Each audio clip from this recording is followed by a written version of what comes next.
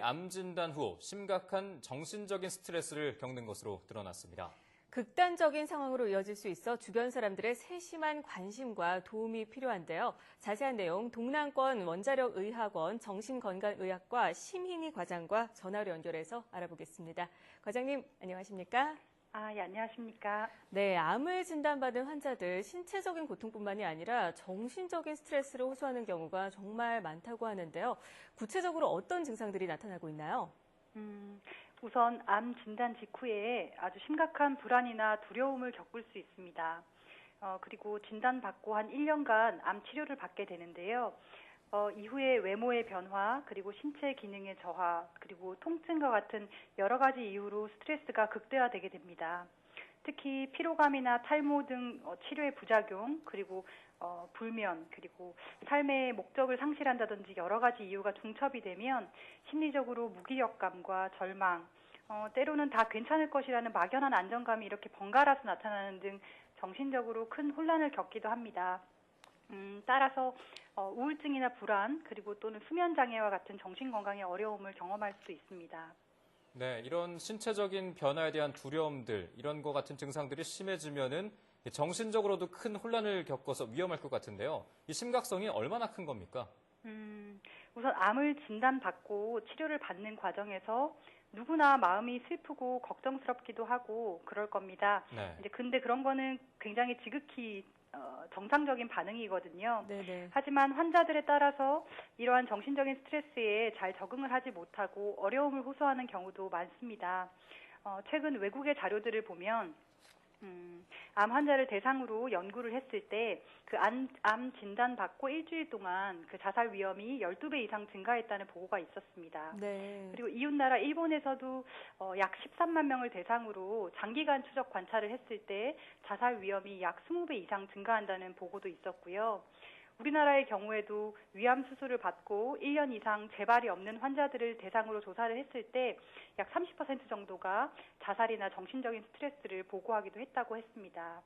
네, 암 진단 후에 자살률이 꽤 높은 상황인데요. 그렇다면 암 진단을 받은 환자들이 보다 편안한 마음으로 치료를 받을 수 있게 도와주려면 어떻게 해야 될까요? 주변에서 도와줄 수 있는 거는 예를 들어서 가족이나 가까운 친구, 친척인 경우에는 그 암 환자에게 그 힘들고 중요한 이 순간에 함께 하겠다라는 마음으로 약간 지지적인 태도나 관심을 보여주는 것이 매우 중요합니다. 그리고 옆에서 보시는 보호자분들이 그 무조건 긍정적으로 생각하라 또는 긍정적인 태도를 가지라고 권유하는 것보다는 환자들마다 가지고 있는 어떤 각자의 대처 방식들이 조금씩 다르기 때문에요. 이거를 존중해 주는 것이 오히려 도움이 됩니다. 네, 암이라는 이 질병 자체가 사실 치료 기간이 상당히 길지 않습니까? 그래서 네. 환자뿐만 아니라 사실 가족들도 문제인데 이 간병으로 인한 스트레스가 상당하다고 합니다. 이 가족이나 주변 사람들의 심리 치료 어떻게 해야 하나요?